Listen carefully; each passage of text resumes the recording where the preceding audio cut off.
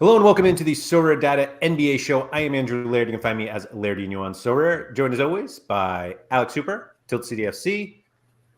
He says Gator Guy 231 on there, but if you're looking for him on Sorare, Gald Guy 231. Just do not look for a Ryan Gald card in his gallery. Just don't do it. Shout out to Sean on Monday. I died with Fraud Guy 231, which it was so good. It was so good. Did you sell it? Yes, he did. Yeah, it happened. They made me an offer I couldn't refuse. Hoop. Hey, gotta do it. Brand be damned. If your name is Gald Guy 2, I'm just saying there's some brand be damned. Yeah. We still have absolutely no idea how many days left Gator Guy has on Gald Guy 231, but it's not 0. As we know it's not 3.0. It's actually 3.0 according to settings on whatever that means. Yeah. But maybe next week he will actually go by Gator Guy 231. So we are here today to use the technology that will make all of us completely useless.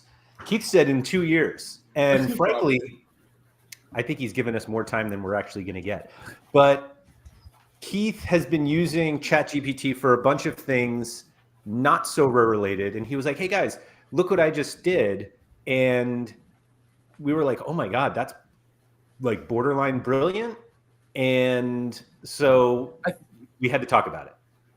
I think it was more of, if we're being very, very honest, Laird, hey, what should we talk about? We're like, we have no clue. And I'm like, hey, let me see if ChatGPT can tell us what to talk about. Came through, not gonna lie. So yes, full disclosure, we were trying to figure out when to do the show, and I was like, I have no idea what to talk about. And Keith was like, let me just ask ChatGPT, because that's what he does. He's like, am I thirsty? And he's like, I don't know. Let me ask ChatGPT if I'm thirsty. And usually people are, because we're all underhydrated, I believe. But the responses that came from your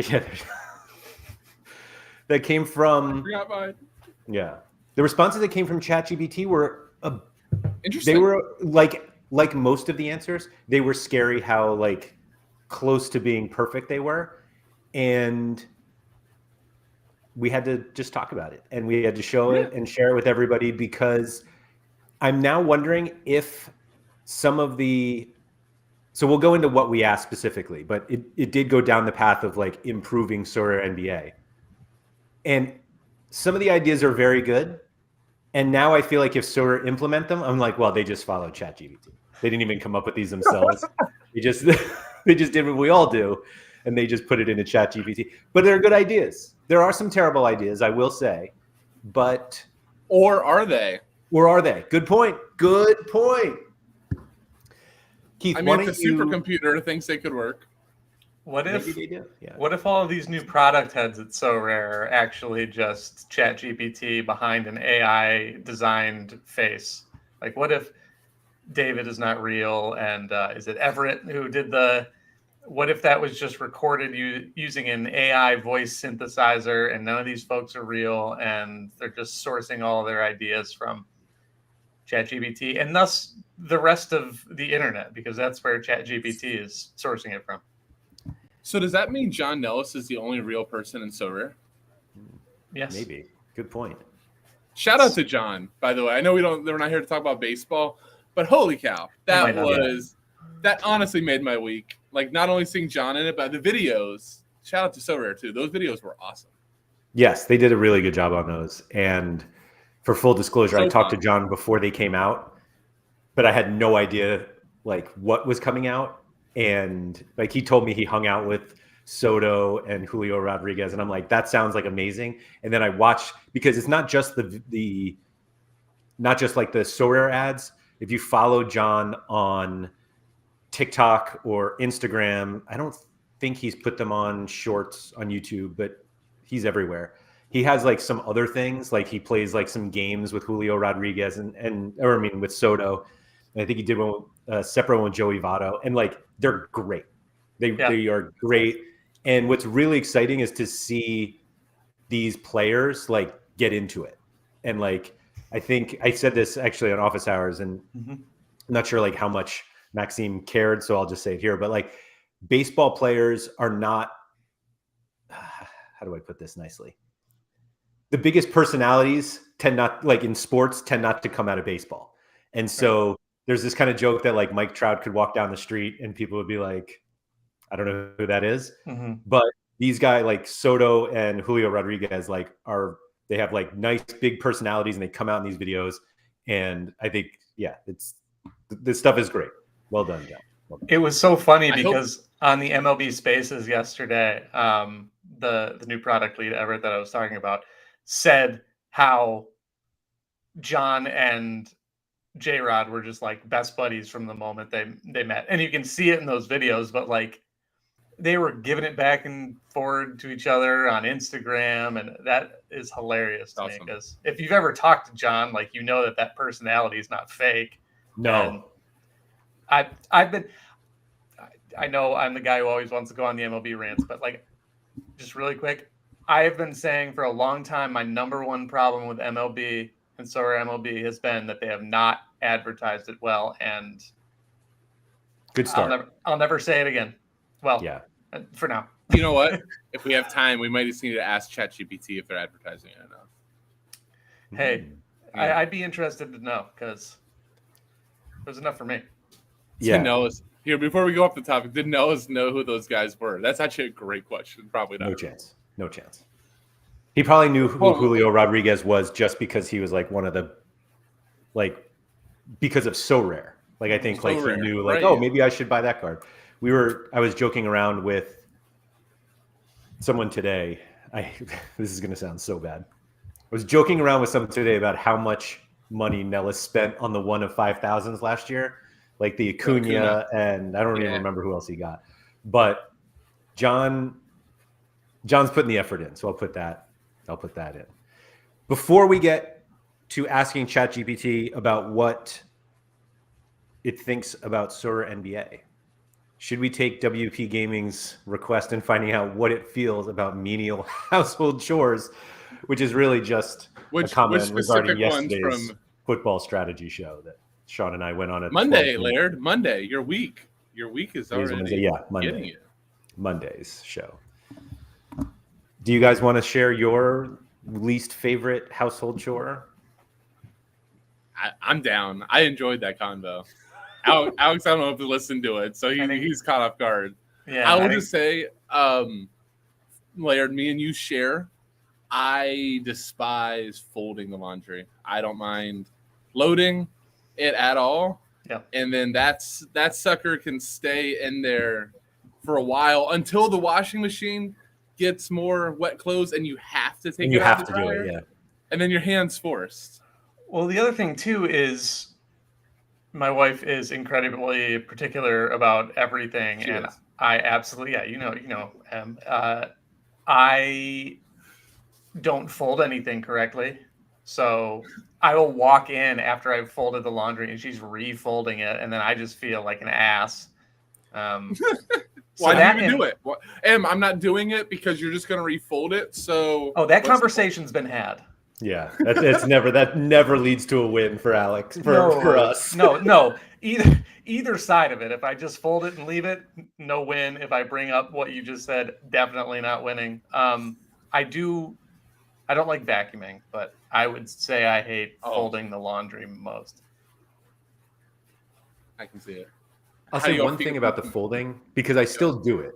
I don't do it all, but I do it. I recently changed the way I fold t-shirts. Okay, and let's hear this. Groundbreaking stuff going on. Yeah, I don't know why I did it, but I used to fold them in thirds, and I went away for a trip. It was when I went to Brussels for a SorareData trip, and I was like, I got to like get more clothes in a confined space in my suitcase. And I did quarters, and I was like, takes up less space in my closet, and I was like, I'll go quarters now. Sure. Out of nowhere. Isn't rolling supposed to be like the optimal storage way? I watched a YouTube video before I left, and I tried it, and I just couldn't get it right, and so I just didn't. I didn't do it. How do you guys feel about bed making? I'm I sleep with my feet out of the covers, so it's... Did not know we were streaming with a psycho. Huh. Okay. I have bad circulation to my feet and my ears. My feet will just get like super hot, and the rest of me will be cold. Yeah, and then my ears will just be red as hell.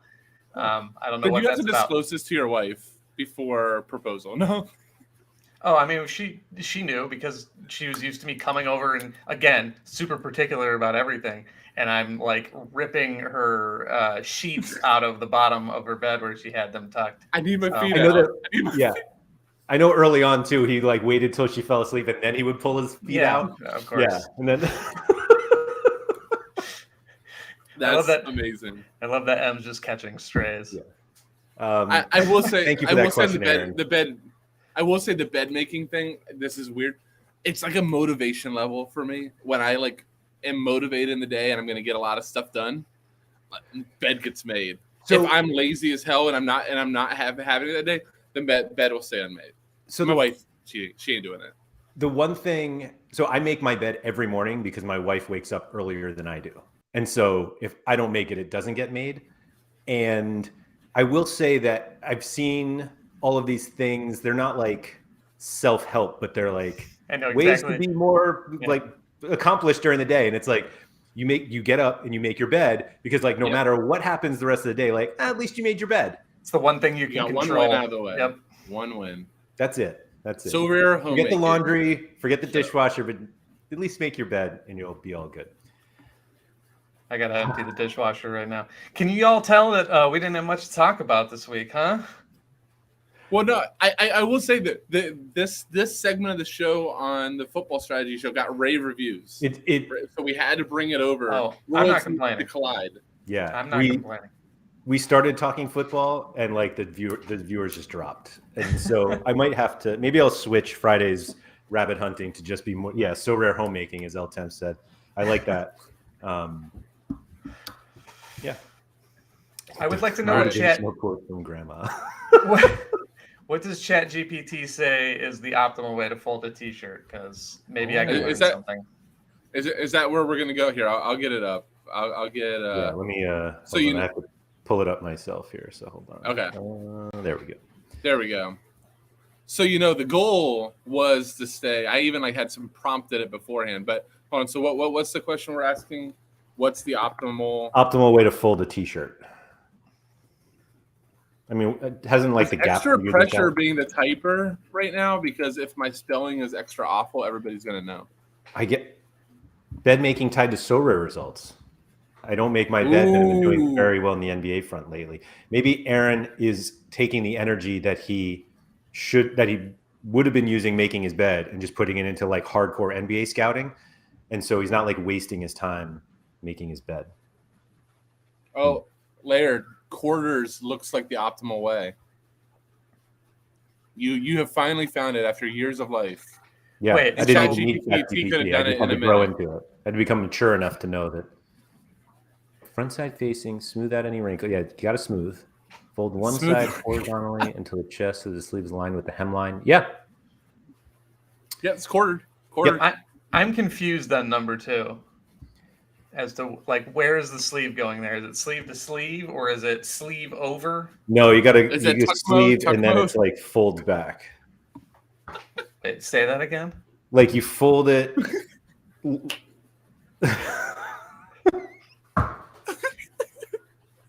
I don't know what it means. I don't know what I'm like debating getting a shirt and showing you. Ask him. But it's just please demo.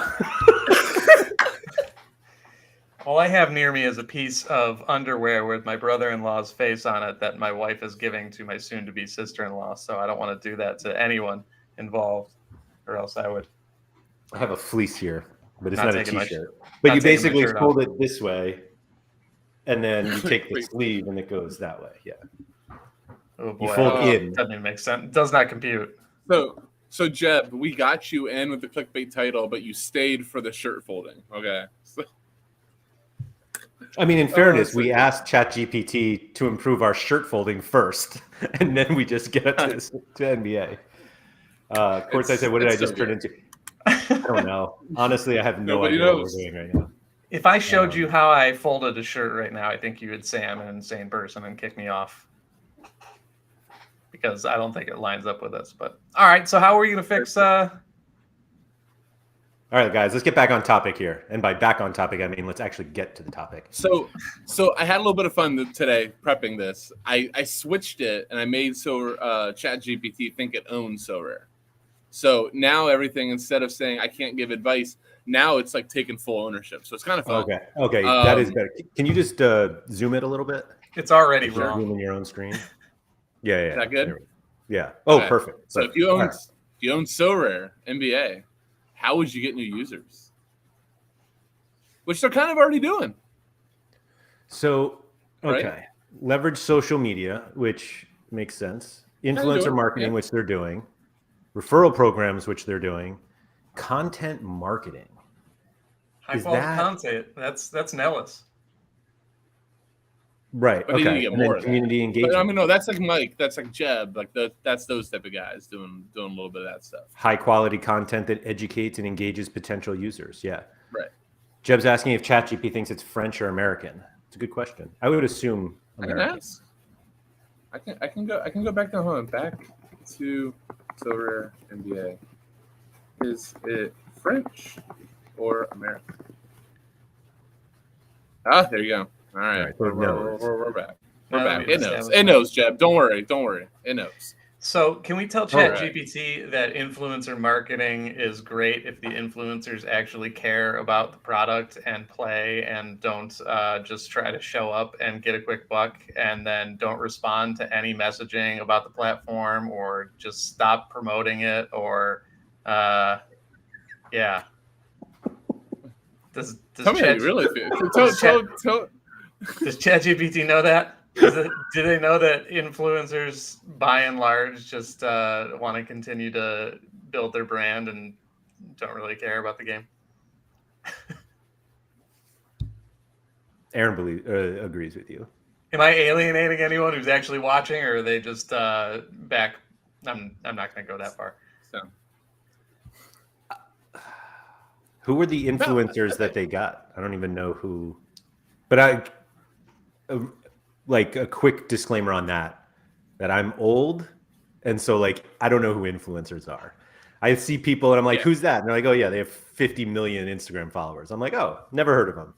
So that stuff maybe just doesn't apply to me. I mean, but it also like giving a little counter to Alex's point, you actually don't know probably when you sign the deals, who's going to get hooked by the game and actually keep doing it. Like, I know on the football side, they probably brought in a lot more FIFA guys than we know of, but there's 3 that have really hung around that are fully engaged and are great for the community, right?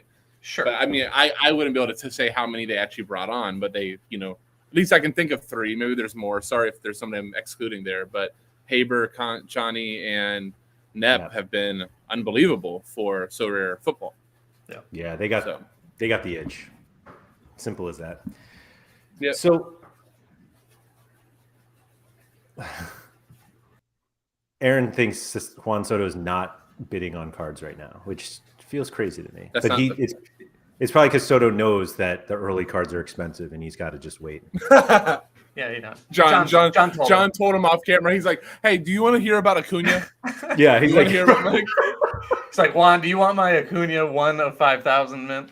Right, first one ever. Got to recoup some money on that. Right. Not to go way off topic, Alex, but like you'll appreciate this. Still probably one of the greatest baseball pictures I've ever seen, and this goes back to like Disney heritage for me. But in I think it was like the Futures game, Acuna and Yoan Moncada stood next to each other, and somebody posted and it said Acuna Moncada, and that was like my fantasy team a couple of years back was Acuna Machado, and I had both players. See, was that the name before that type of stuff? No. Well, the second year was because it was keeper league. Right. So did you feel pressure to draft them because of the name? No. Probably. No. Yeah. Can you scroll up a little bit, Keith? So I can see 1 and 2. I feel like Yep. Leverage social, influencer marketing. So that they're doing good. They're doing all of these things. So why aren't we rich yet? I have more thoughts. Hold on. I have more thoughts on influencer marketing. Do you want to go before the next question I prompted it? I was just going to say maybe try and turn people like Nellis, who are already influencers within the space, into larger influencers. But I know that doesn't necessarily pull new people. People who are actually good at it, who actually love the product, and give them a platform instead of trying to cherry pick people with a bunch of followers. So I just have a comment to make on that. So Laird and I were with Quinny and Nellis for the night, like, what was it, like night one or day before, like the first stream. And I think everybody was all pumped about it. And like, I'll never forget John's face when he realized like about the cap mode and the constraints. Yep. And he was just like, I just wanted to buy Curry, Giannis, LeBron, and I just wanted to put those guys in every week and have fun. Like literally it was, his face was like, I don't have time to keep fluctuating over and over again. You know, like it was, especially with people in Europe, based on the time and everything, and when a lot of this stuff happens. So I do think that, like, we talked about the modes, but if they did have that uncapped mode, you know, you do open it up so much more for the casuals. Like, I think that's one thing that I don't know if we've done a great job of talking about that when we talk about all the different modes, but, you know, a super casual doesn't want to, like, dig into the 8 L10 this week. Sure. And go, oh, man, I need, you know. Hell, I barely want to. You're right. So, I mean, I think, you know, that's another, maybe a pro of an uncapped type of thing is, you know, you can let, you know, bigger pocket, aka influencers, whoever, come in and have a little more fun with it.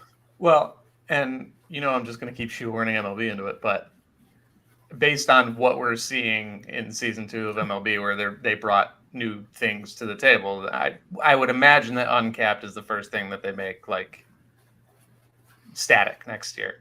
And for that reason. Right. I agree. I think it's going to be Eastern Western. Will be before no cap. I will scream. I mean, yeah, you drink some tea now because your throat's going to be feeling it then next year. Eugene Yori is not a household name by now. Fantastic. Casuals know. They know Eugene. It made sense with baseball because there are American League and National League fantasy leagues. I don't know any Eastern Conference fantasy NBA leagues. Right. Well, they tried. Don't play enough. They tried. Really? Simple as that. I also like Jeb's comment earlier. So what we'd accomplished with the first question is we know that the CEO is using ChatGPT since he accomplished one through. That's what I'm saying. I think all of the product leads are just ChatGPT, and they just made those AI generated. They all have the same AI generated images, different faces. Are they real? I don't know. I don't know. This next question, I feel like we jumped the gun a little bit. This is the fun one. But it's what we need to discuss at some point. Although you want me to go back one? Do you want to have a question in between? You want me to prompt? No, but I do want to kind of touch on card prices quickly because I've had a conversation with Mike Zakarian, who is in the chat right now. And the two of us were talking about whether basically the sentiment of NBA player, like Sorare NBA players versus football, because there's like a lot of negative sentiment right now with football because like card prices are going down. And it just feels like a lot of people who play Sorare NBA are just like playing the game, and prices going down like at the end of the season is not that fun, but everyone's like, yeah, but I just keep playing and I have fun and everybody's sharing their lineups. And like, it doesn't seem like the value of cards right now is like such a concern as it is with football. And so this idea of like, how do we stabilize card prices was an interesting one, because not that people want their card prices to keep going down, but it doesn't feel like it's as big of an issue than it is in football. Maybe it's just that there are a lot more whiners in football. And so people there are just more people. So a lot more selling up, a lot more, I'm done. Right.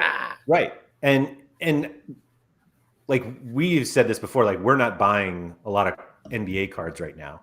And all we really talk about. So I think this is where the conversation was going, because like we were talking about needing more tournaments to play in, and the request for more tournaments is less about I need more places to play my cards so that they have more value, and more just like I don't want 38 training lineups. Right. I want more sweats. I want more sweats. Yeah. And so that's where like it's really more of a gameplay issue on the NBA side than a card value issue, which is what everyone is complaining about in football. But let's stabilize card favorite. But real quick, my favorite. I can't even remember who it is. I hope they're in chat and I can give you credit. But somebody, I shared it with both of you weeks ago, but somebody won training, like had the ranking. Yes. And they're like, what do I get? And I'm like, oh, I want it. You do deserve something. You do. But anyhow. This is it. More opportunities to win rewards to offset the depreciating assets. Yeah. Simple as that. Simple as that. But anyway, how about ChatGPT thinking that more supply is a solution to Did you see Jeb's comment above? He's just like, well, we know Top Shot's using. I feel weird taking shots at Top Shot because I really have no idea what I'm talking about. But I am perfectly content showing Jeb's shots at Top Shot. Yeah. Anyhow. So it must just think that there are a ton of users to think that increasing the supply is at all helpful because they did 1 through 5 on bringing in users. So they're like, okay, progress to number 2. Now that we've had so many users. Okay, that's fair. No, I guess that makes sense. Yeah. Okay. Price ceilings. Don't we want price floors? Interesting. Price floors too. We like that one. Price floors. I do like. That would be cool. I do like the buyback program. So the buyback program. Hold on. Do we want to talk about ceiling though? I actually think ceiling is really interesting. We can. You can. No, I just think it's interesting. No, I mean I don't know like all the mechanics. I do think it's this interesting thought that if you actually did have a ceiling on the cards in these like massive bull runs, it actually would like protect people from themselves in a way. AKA, we talked about John Acuna. Hey guys, this is a little too much. That's way too much. We appreciate you, but just a little too much. How can you set a price ceiling for something that doesn't have a market value though? It's super fair. I mean, it doesn't work on the first. I just think it's. I went, huh? That's all. It gave me a huh. I would have never in a million years thought of a price ceiling, but I thought the reason was interesting. Anyhow, continue to buy back. So, really quick though, Evo Dreamer says floors, ceilings don't work. Taking FIFA Ultimate Team as an example, that's where I was coming from with the floor. Like, I think that makes sense. Like there is a floor though. Like technically, 0? There's a floor. No, it's not. It's like 30 cents or whatever. Right. Yeah.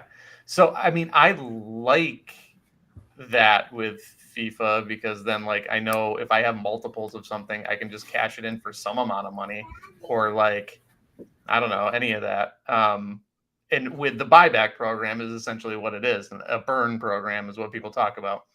I don't understand when people do the thing where they say, well, I wish I could burn 10,000 of my tier 5s and get a tier 1 because I've never burnt something in my kitchen and got something so great out of it. I get a burnt kitchen I got to clean. More into Sora housemaking. But like at least I know I can exchange things that I don't need for some amount of value. Like if it has no value to me, at least I can trade in my Jaden Springer, and at least if it gets me to a price where I can actually buy something, that would be nice. And then all of a sudden, Sora can just sell it again when Jaden Springer is actually good, and then I'm the idiot. I don't think that's a. Well, they can't sell it if it's burned. Right. They can sell it from the Sorare account. Well, that's where it's where it's the buyback thing, though. Yeah, that's the buyback. Yeah. Right. It's the same thing to me, I guess. Yeah. So Football Index had a buyback program. Okay. Football Index was like a fantasy football game for those of you who don't know, that you basically bought like shares in a football player, soccer, and they played dividends on them, and it turned out to be a giant Ponzi scheme and went bankrupt, and tons of people lost a lot of money. But there was like this inherent like safety because they had this buyback program that I don't remember, like, well, I never got involved. It wasn't available in the US. It was totally a game I would have just thrown money at, though. Like, I wanted to play. I did too. And it's basically just like a false economy because of the buyback, that like nothing is worth zero because they're willing to buy it. But at some point they had no money. And so like the buyback disappeared because of that. So that's very interesting. All right. Makes sense as to why they wouldn't do it. Yeah, so I'm actually going to keep going because we were talking about burning. So Jeb said if they had a burn program where you could burn a set amount of one card to upgrade tiers, that could work. So I realized that burning has been like really big in Top Shot. And again, like I don't know anything about Top Shot, so I can't speak that confidently about it. But it does feel like most of the suggestions about burning are just what Alex said, like burn 10 of these terrible things to get a one good thing. And everyone's like, well, the reason why you want to burn is because it reduces the supply. And so if you reduce supply, then theoretically all the ones that are left over are worth more because there are not as many of them. The problem is nobody burns anything good. And so all of the good stuff, the population of cards stays the same. And like burning a bunch of shit cards doesn't do anything to the economy. Like there's just like you're losing 80 cents here and $2, and it like doesn't add up to anything meaningful. Right. And so we talked about this on Office Hours 20 minutes ago, but there are reasonable like game designs that allow you to burn things for other things. But the examples that we always hear from people is really just, I just want to get rid of my shit and get a really cool thing. And that's not happening. Right. Right. I mean, just for the record, we chatted this offline, but there is technically a burn mechanism on Sorare, and his name is Powell. That's true. It's not, but he's not actually reducing the supply. Right. Like the supply stays the same. But he's fine just stuffing it in the back. If you pay him $10 on a dollar of just pure crap, he will give you that $1 worth of stuff. And it's better odds than that, but barely. It does work. So there is that. There is the opportunity to like, here's my 25 things, take these and give me something else. But again, like all of those things then can come back into the market. And so that's why it's not real. It's just a trade. It's just a really bad trade on one person's side. And just Pavel always. The funniest thing about those, especially in NBA, like it works. I mean, it works well for him in football all the time when guys get transferred out of non-covered leagues, then the leagues get covered. Yeah. And it's like, oh, look, just took a year, but Powell won. But in the NBA, shoot, think of all, like right now, Powell is winning over everybody that gave him all these end of bench guys that are now in prominent roles. Does he trade that much in NBA? Like I know he has cards. I haven't done it. I know he does. I mean, I'll look right now. I'm just curious. I would guess that a lot of the NBA, at least the U.S. side of the NBA market, or those who didn't play soccer, don't really know about it. I've been playing soccer for 2 years, and I still have never gone to them. Laird, 836. Yeah, so like cards, for those of you 578 rares, 216 super rares, 11 uniques for Powell. So yes, he has a lot. So, well, I know he has a lot. It's more just like, is he actually making a lot of NBA deals? Which, I mean, we could just look up anyway. For those of you who don't know. 1 hour ago, Bradley Beal, Jakob Poeltl, Killian Hayes, Terry Rozier, rares in a deal. For what? Good cards. So Powell. You're not. Sorry, I thought you were looking on the regular. Okay, so for those of you, I just think those 4 cards landed in. Gotcha. Let me see if we can, if I can pull this up. Because so those of you who don't know, Pavel Traders, Pawel Trader, is the biggest account on the football side in terms of number of cards, and basically is willing to trade decent cards for a bunch of terrible cards, as long as what is he up to now? 135% value. And he will buy, like, if you want to sell your gallery, he'll buy it at 70 cents on the dollar, maybe not even that much. Maybe less. And then he just sells these cards. So I'm trying to, I don't even see, what was the date of that NBA? He just I can find, I can give you the other, I'll DM you the other user just so I don't have to say it out loud. Here, I'll send it to you real quick. So this trade that you pulled up, it was Zeke, Nanji, Bobby Portis, Karis LeVert, and Sam Hauser, all rare cards traded to Pavel. He gave those up and got Terry Rozier, Bradley Beal, Jakob Poeltl, and Killian Hayes. And it's like, that's a weird one. That is a very, I don't even, like, who is valuable there? Bobby Portis? I'm guessing Portis or somebody's popping. I don't know. But. So Evo Dreamer also pointed this out. So basically, Pavel will value your cards at the lowest possible value. So if it's the floor, if the floor is lower than the recent average, he'll use the floor. Or if the recent average is lower, then he'll use that. But his side will always be the highest one. You sit there as you are putting offers in, and there's the counter offers, and you're just like, I am getting totally screwed on this deal. And yet you just keep doing it until you get the card that you want. It's just something that happens. This is Laird and I's like favorite pastime during random times of the day. There is nothing random about this. I go to Pavel's gallery every single day, at least in football, and just be like, what does he have? Because sometimes he gets really good cards. And then, like, if he gets one really good card, then he will trade that for 5 good cards, and then those go out. It's great. And I mean, I just had one of my best weekends ever on server football, thanks in large part to a really elite card I got from Powell. Yeah. So yeah, I don't know. But, speaking of like burn, like there is always that choice instead of like, we were just at, this whole conversation got brought up because everybody's like, I'd love to be able to trade 10 cards in for a better card. Well, you can do that. Just go search for Powell. You're going to just know that you're not getting, you can't go. It's not equal. It's not putting $15 for $15. Right. No, that does not work. $15 for a $10 card. Yes. Yep. So there you go. Anyway, adjust drop mechanics. Yes. I thought this was interesting. I like this one.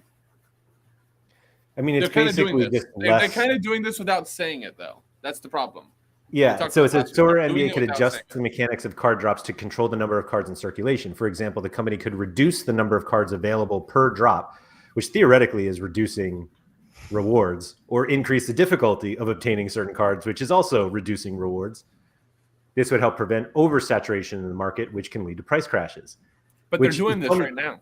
That's exactly what. Well, they're certainly auctioning fewer cards. But I mean, they're auctioning 98% less cards, right? They reduce. Yeah, that was compared to the peak, so I don't think that really matters. And then this transparency thing is exactly what they do anyway. Sorare NBA could be transparent about the supply and demand of each card to help users make informed decisions by providing data on the number of cards available and the number of users seeking each card. Well, that's kind of interesting, actually. I didn't think about that. Sorare NBA could help prevent speculation and stabilize prices. Doesn't help, just so you know. But yeah, sure. Number of users seeking cards is fun. How would you improve the product? Yeah, produce. I appreciate it, realizing that I wasn't talking about the grocery store. That was Sean talking about the grocery store. Oranges, yeah. Right. All right, so we can improve the user experience, which, sure. Expand card offerings, more cards. Do you think those are action shots? Expanded card offerings? If it was real action shots, that would be. They're real action poses. It really happened.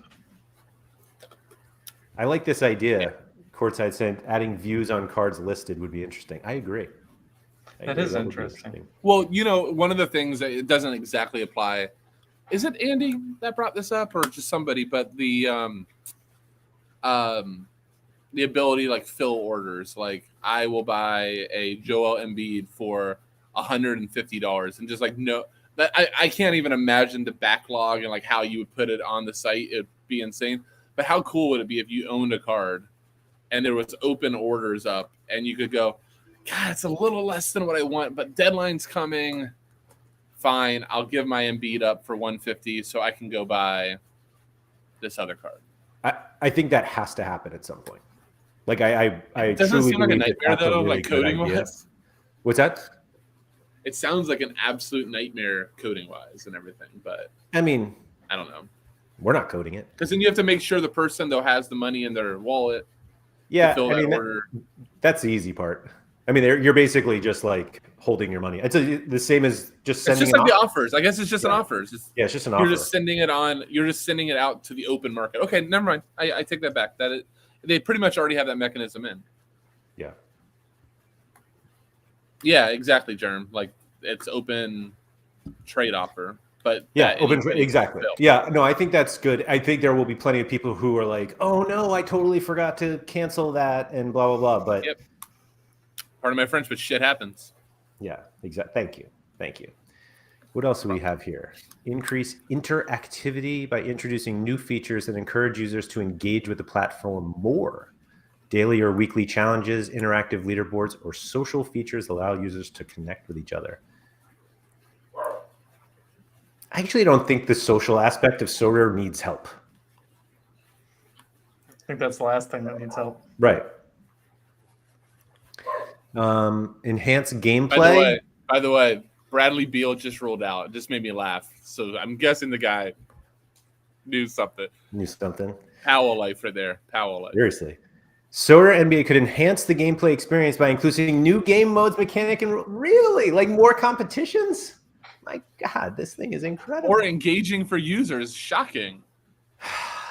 Man. I concur. Improve customer support. Sure. I've never had a problem with them that way. Expand to new markets. Who wants EuroLeague? Actually, that already exists over at Ultimate Champions, but I thought that meant, getting a foothold in the American market. We can. Thank you, Germ. Let's do that. I would love that. Let's do that. Let's see if we can take it off the t-shirt. Back. Here we go. Back. Wait, yeah. Are you asking what competitions? Yeah, do that. I'm interested. What competitions would it create? Competition.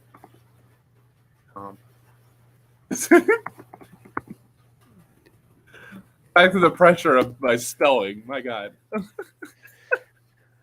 Okay. Daily challenges. DFS. DFS weekly and season long. Real helpful. Hey, playoff bracket. Okay, really quick though. Ooh, All-Star game. That was smart. That was fun. Really quick, the playoff thing. When they announced the playoffs, I thought it was going to be a giant bracket, which, like, obviously, if you take every Sorare user and pit them 1v1, it's not going to work because there's not enough game weeks. But like in FPL, they do a cup. Yeah, like do a cup. Yeah, certain amount of there's a threshold on scoring throughout the year, and you could put into a giant cup competition. I thought maybe that's what it would be. Also, cool. If you take, I don't know, maybe you can just use a divisor and cut down the entries by a certain amount, and you get thrown into like a mini league with that amount of people, and the winner advances, and whoever wins a bunch. I thought that was a cool idea. Yeah, I heard another idea today. Speaking of different competitions, I like the Survivor. I like that Survivor option. It seems fun, doesn't it?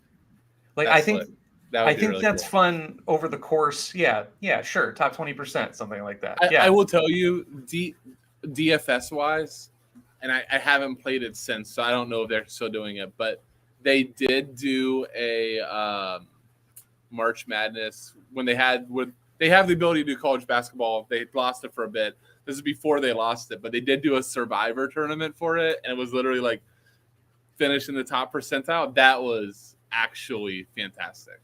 and it was DFS. It was less of like finishing at the top, but it was just beat the cut lines like a cash game. That was really fun. I could imagine that being awesome on this. That would be awesome. Yeah. I'd love mini leagues. Someone tossed that out to me today. I think they have them. If as soon as game week locks, it just puts everybody into a small league for that week, and then maybe, I don't know, again, like, that'd be cool. I'm adding rewards to the pool, which doesn't necessarily help supply, but I don't know. Coins. Maybe the rewards are at the end, though. Maybe you don't win rewards every week. You just win at the end. Whoever has the best, whoever's at the top of the leaderboard at the end of the year, if it's head to head or whatever, I think that's cool. That. I don't even think you need to do you got to do it monthly. I mean, tickets, league pass, jerseys. Right, and just do the extra crap that they have because of the licenses. Don't even add extra costs to your balance. You know, we've talked about this on the football side. Don't add extra costs to your balance. You just give away the stuff that you are sitting on in the offices and like, what do we do with this? So Aaron's saying he loves cumulative leagues. Like, the only way I like cumulative leagues is if I'm using lineups that I have somewhere. I don't want to have to make like new like, I'm not even sure that they would be able to handle that, but be able to like use the same cards I use in Champion, I use in the private league. Like, I just want it to be that. Like, I think Team Hold has a big private league, and I think it's just like everybody's limited contender lineup every week, and like that's what gets put in.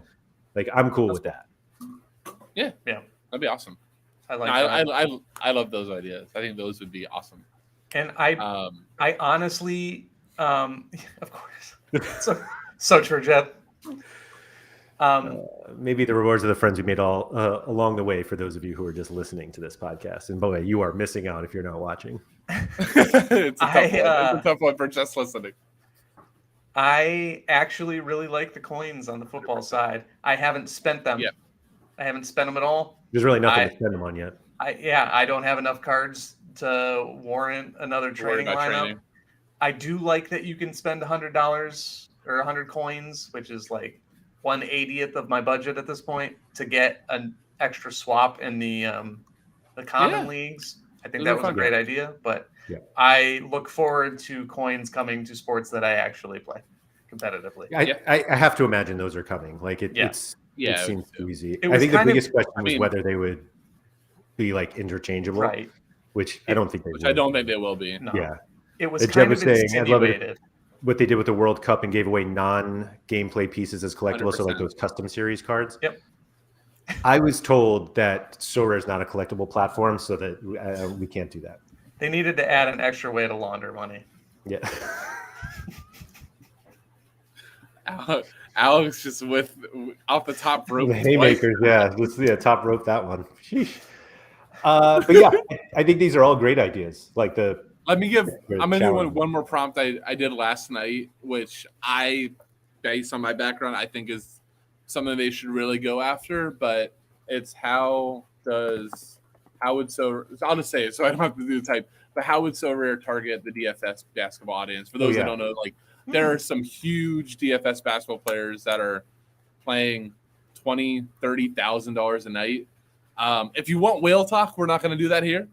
But Sean Newsham loves to talk about whales on Monday. But all jokes aside, like whales in any sort of environment like this are insanely important. They're the ones that buy the top cards. There's the one that makes sure that Steph Curry unique doesn't go for 6 ETH. We saw that earlier today. Like, remember when we thought Dame Lillard at 9 ETH was the biggest steal in the platform history? I actually at this point almost hope they don't do a Jokic or a Doncic because of how low it's going to be. But I do think realistically, you're getting some big players from the DFS side that go, this is a way that I can take my DFS knowledge and supplement and get more and play more and bigger sweats. I think that's huge. So I love the answer that I gave. I think the biggest issue that we'll always have with that is that the prizes will never be as big. Right. Like nobody's winning $100,000 worth of cards in a game week. And I talked to my favorite Sorare NBA guy. This is not the prompt I liked. before it launched, and he basically just said he was too busy, which is a benefit. He said he was going to eventually, and then I don't think he ever did. I might actually look to see if his gallery ever expanded. But Sorare alleviates that issue. But if your job is to do NBA DFS, then there's like no way out of it. And like you said, Laird, like the fact that the prize pool is so much smaller overall. Yes. It's hard. I just want to bring up this thing with Marco. Okay, that's competition burning a card for an entry fee is basically that falls under like a gambling situation because you're like paying to enter. I didn't like the prompt this much, but so we don't have to go through what it prompted back. But I do think that is one thing. I get it to what you're saying, Alex. I know a lot of people on the NBA side that they're making 150 lineups, adjusting their Sorare NBA lineups when they're making 150. That's a disaster for them. Yeah, but I do think if you have there is DFS fatigue. Like I'm at this part of the season, like I'm worn down from all the nights of playing. Like it's really hard to get on some nights and produce those type of things. I'm worn down from Sorare content. I can't imagine how worn down you are. Right, but I do think that getting more of those people involved, just because of the pockets, like whales really are important for the platform. As much as none of us want to say that, we want to worry about our valuation and our limiteds and stuff like that. Like so much. I mean, Laird, you've talked about this before, but the amount of money that Sorare generates from super rares and uniques across the platforms is what keeps things going. So having more people that are interested in that market is big. Yeah, it's sad because like I play NBA DFS on Tuesday, Wednesday, Thursday, Saturday, and Sunday, or like if I'm around on the weekends, but I don't play it on Monday and Friday because of lock. Right. And for people who play DFS, like you can't really do that because it is every day and like, oh, I only have to worry about Sorare on Monday or whatever. But I don't know, maybe they set their lineups early, and if they're not as invested, then I don't know if that's better or worse, but it's such a grind, and it's just another place where the grind of NBA is. The only counter I would say is, talking to Sean, who does play NBA and only really plays at the rare and super rare level, and really only cares about his super rare lineups. His lineup doesn't change very much. Like he's not running to the market to buy. So if you're a unique buyer, you're not going all of a sudden, Jalen Brunson's True. out. Let me go run in and buy Emmanuel quickly. That card already exists somewhere else. And like, even if it's on the market, it's probably not for a price that, that's very true. You could get over the line in time. So there is a route. Like top DFS guy can't come in and play limiteds, that won't. But that wouldn't entice him anyway. Exactly. It's super rare and unique. That would. It's also for unique. There's literally only one competition they can play. Yeah.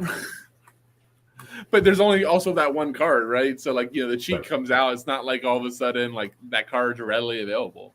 Right. Yeah, that's a good point. It's doable. Right. It kind of gets rid of both of the variables that I mentioned. So. Yeah. I just think it would just be interesting. We realistically though do need whales. Like that is a reality. Bellama can't save us all by himself. Hey, you know what? Bellama's Twitter's on fire in a good way. I appreciate for the amount of I know we talked about Sorare NBA having a lot of negativity, but there is a lot anytime you're in a bear market, and he had one today where he's just talking about like what people are negative during a bear market. Shocking. And he's like, I'll just keep buying up while everybody's in this. I believe. I thought it was really cool. So I'm looking at Bellama's gallery here at all of his NBA cards. So Bellama, who identifies as a whale. Thank you. Was Bellama part of the Giannis auction? He was, right? He's the one who lost the Giannis one. I thought he pushed it. I thought he pushed it up. Yeah. So we know where the Giannis one ended. The most expensive unique that Bellama had that actually won was Tatum at just under 32 ETH. I don't know how many dollars that is. A lot of them, sure. 60, A lot. 55,000. So he got the Curry one today. Okay, he won it. Okay, I didn't see that. That's awesome. Yeah, so he won it for 6.22 ETH, which is just over $11,000. Some of the uniques that were purchased, now granted, the season is almost over. Some guys were more valuable at some points of the season. But anyway, some of the players who were more expensive than Curry: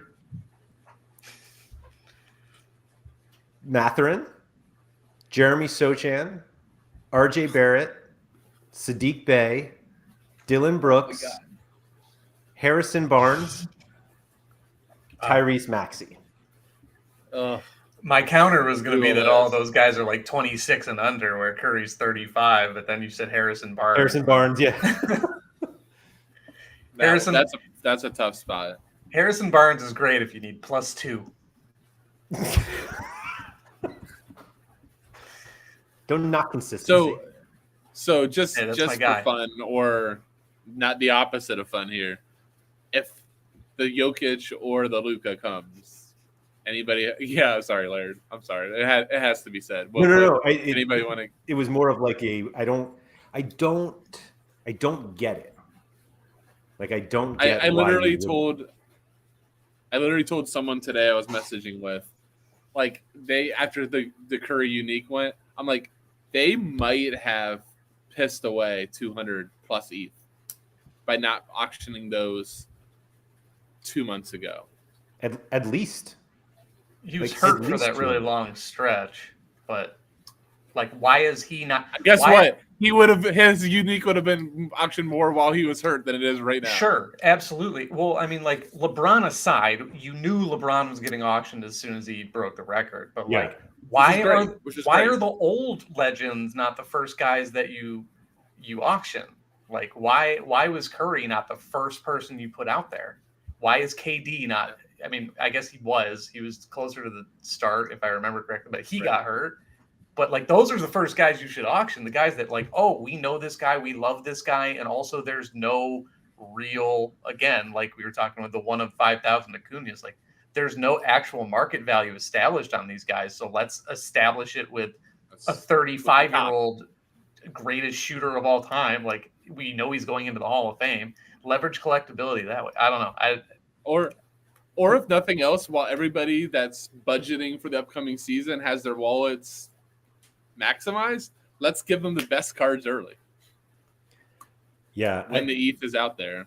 I don't know. It was perplexing to say the least. And the Curry thing, I will just say that I'm really happy it was Bellamont that won it, because like that's somebody that's been supporting and been in all the auctions. Like, I'm actually very pleased that he's the one that gets that versus somebody just out of left field. Who was the first unique auction? Was it Halliburton? The first one, let me look. Completed auctions. I don't know why I think it's Halliburton, but let me just do this really great content thing where I just like scroll. Oh, that's like 50% of my content. So I'm passing it along to you. All right, I ate a cheeseburger on my Monday stream. Scrolling with Hoop. With Hoop. What if I told you that I wonder if this is actually right? It looks like it could be right. What if I told you that the first unique? Oh, it is right. The first unique that sold on Sorare NBA was the guy who shut the NBA down. Ah, yeah, right. No. It was. That actually makes sense, because he's the first one to wear a Sorare shirt too. It was he and Blake Griffin, wasn't it? It was Blake Griffin. Yes, it was. Yeah. Hey, because they were ambassadors or whatever, right? Well, he's not old. He's not a future Hall of Famer. He's future Rudy Gobert 10.9 ETH, Blake Griffin 2.7.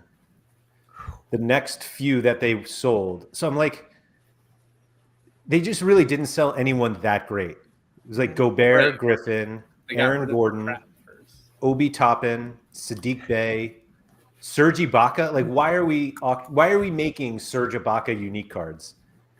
That should be your reward. Najee Marshall, Porzingis, Kuminga. I mean, at least they got that right. I mean, just imagine Jonathan Kuminga unique hit before Luka Doncic. Ugh. I mean, they all did. I mean, it's just it's a shame. Anyhow, we talked about positives before this, but I didn't mean to end this on a negative note. Shout out to Aaron. Hey, Rudy guy.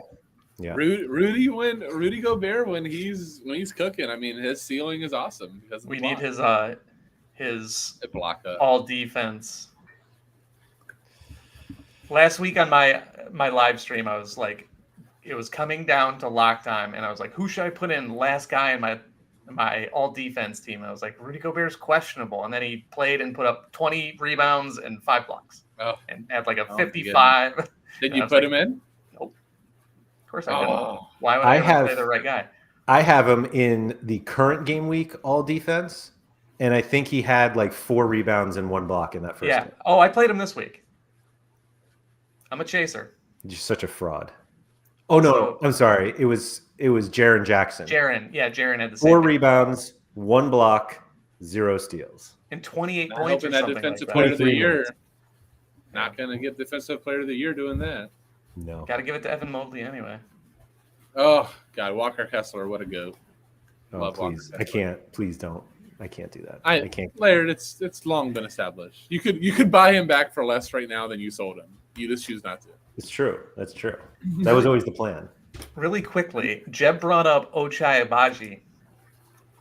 Did the Jazz win the Donovan Mitchell trade? They won. Oh. They got Heat and Markkanen. Yeah. Sure. And they didn't have to pay Donovan. Like it helped. It's the Cavs are better, but like Agbaji's good. I didn't think you would be. Could they just? This hey, that Alex. quick. Mm-hmm. Could both teams have just won? Yes. Yeah. Draw 1 point each. It's like Sorare NBA. Everybody wins. We're all fine. Oh, no, hold on. It's like every deal with Powell. You feel like you pressed accept. You feel like you won, and Powell's like, no, I won. Keith, you have never once had a Pavel deal accepted, and you're like, I got this one. I won this one. You're just like, oh no, I clearly gave up too much. So on this, that's a really fun thing. I literally every time that I do a lot of deals with Powell. I'm a Powell guy. In the list of traders, I'm definitely on Team Powell. But every single time I get one done, I literally send to Laird. I was like, oh no. Oh no. And then I sent him the deal. Oh no, the deal that I proposed got accepted. And then Laird's like, how many counter offers? I'm like, only 27. Yeah. We were haggling over the final 0.005 ETH, and I finally gave up. Yeah. You got to write a book. Name it Art of the Deal. Yeah. Oh. Dealing with Pavel trade. There actually is a book on that, and it's awesome. But not about Pavel. Yeah. The worst is the non-counter offer accept. And you're just like, oh, I gave up way too much here. You literally is like, hold on, he accepted right away. Oh crap. Yeah, you blew it. But I think that's good for today since we that's an incredible amount of content, by the way, for 3 people who had no idea what they were going to talk about until ChatGPT saved the day. So bravo to us, not gonna lie. Thank you to everybody for joining us. If you could please hit the like button on the video, subscribe to the channel if you have not done so. I'll say since he's here, actually Jeb Bush, who I'm just going to put up on the screen so everyone can read it, has a channel as well. Go subscribe to that. It's got great stuff on it, including Top Shot and Sorare. I don't watch any of the Top Shot stuff because I don't know what I'm doing there, but the Sorare stuff, go check it out. And I think Mike was in here earlier from Team Hold. Go there, subscribe. There's a whole bunch of great stuff out there, and there's really no reason not to subscribe and just take it all in because we're all just having fun. So thank you everybody for joining us, and we'll talk to you next week. Good luck with those training lineups.